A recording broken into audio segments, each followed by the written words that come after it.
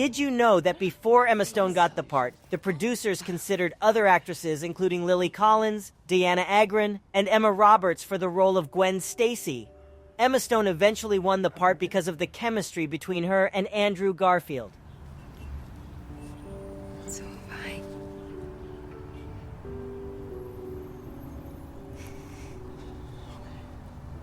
They had such good chemistry on camera that they started dating in real life during filming.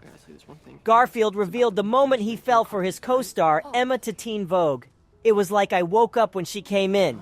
She was the last person to screen test. And I was so bored of it by then that I was mucking about. And then she came in.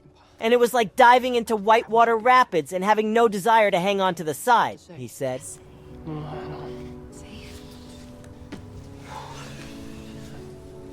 Why? What?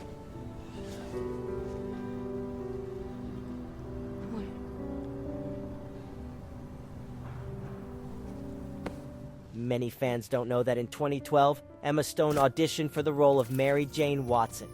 Emma said that she'd long admired the character of Mary and always wanted to play it.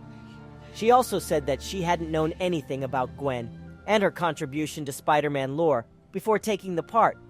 But upon further research, Stone found herself growing fond of the character. So I looked into Gwen's background and I just fell in love with Gwen's story because it is so incredibly epic and tragic. Gwen, your father wants you to come inside right away. Okay. Okay? Yeah. Gwen, I'm coming. Josh Hutcherson, who's known for his work in The Hunger Games, applied for the role of Peter Parker and even produced a story film. However, his 3-minute audition didn't get him the part.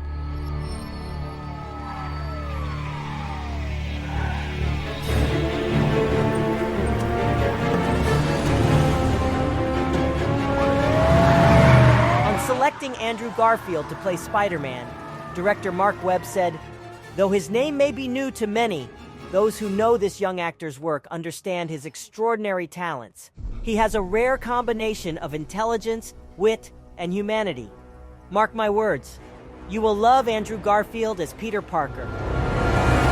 Irfan Khan got the role of Dr. Ratha on the basis of his performance in the drama series In Treatment, 2008.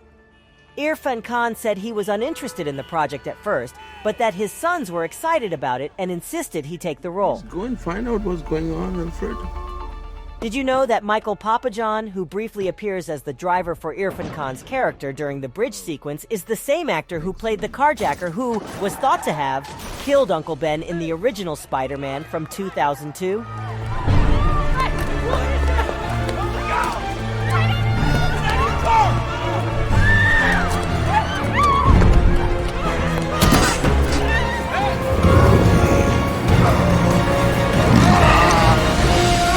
Did you know that Andrew Garfield was a huge Spider-Man fan? So much so that he was moved to tears when we first put the suit on, surprising even himself. Garfield studied the superhero's moves in depth before shooting for the film even started. He's not alone.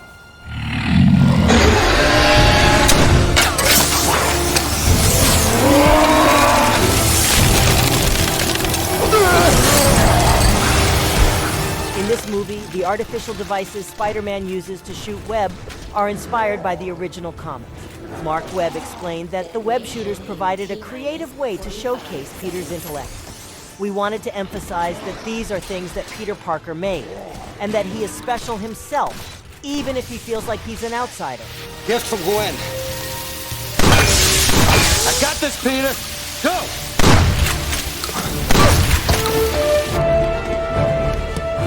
Another creative decision by the filmmakers. Most of the stings were performed on rigs by actors and stuntmen, avoiding extensive use of CGI animation. They wanted to make the film feel more physical and more realistic. For the filming in New York, the crew built a rig that stretched for hundreds of feet over Riverside Drive in Harlem.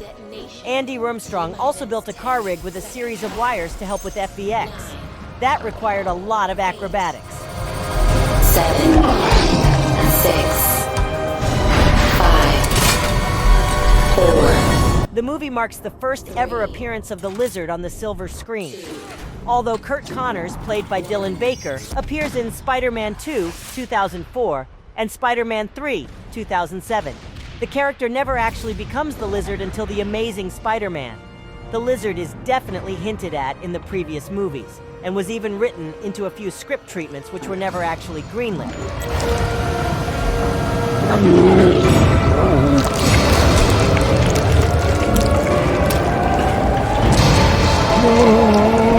Did you know Michael Fassbender was the #1 choice to play the Lizard? The actor had a big breakout role in Inglourious Basterds, and was later offered the role of the Lizard in The Amazing Spider-Man, as well as the role of Magneto in X-Men: First Class. In the end, Fassbender chose to play Magneto, and wound up with a highly successful career in the X-Men franchise.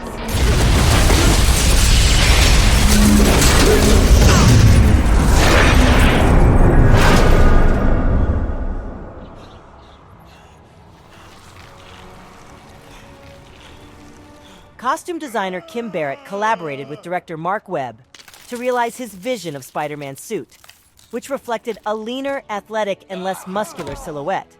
For inspiration, Barrett imagined what would happen if a spider web was being blown by the wind and wrapped itself around the body.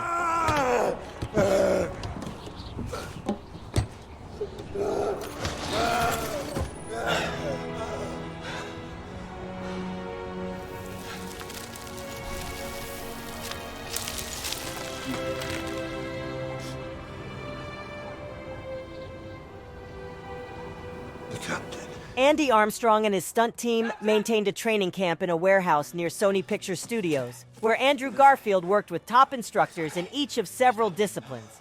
The warehouse featured several elements of buildings, walls, and other environments from the film, which the team used to recreate, rehearse, and perfect the action sequences. Okay. You need to be gone when they get here. Okay. I'm not going anywhere. I was wrong about you, Peter. This city needs you. It took Andrew Garfield 20 minutes, assisted by costumer Robert Moore, to put on the Spider-Man suit for shooting.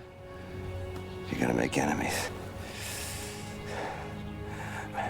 People will get hurt. Sometimes people closest to you. So I want you to promise me something, okay? Leave Gwen out of it.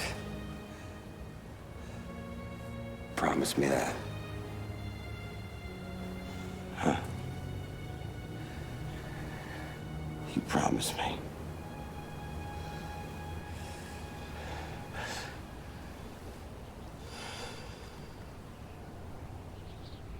Oh.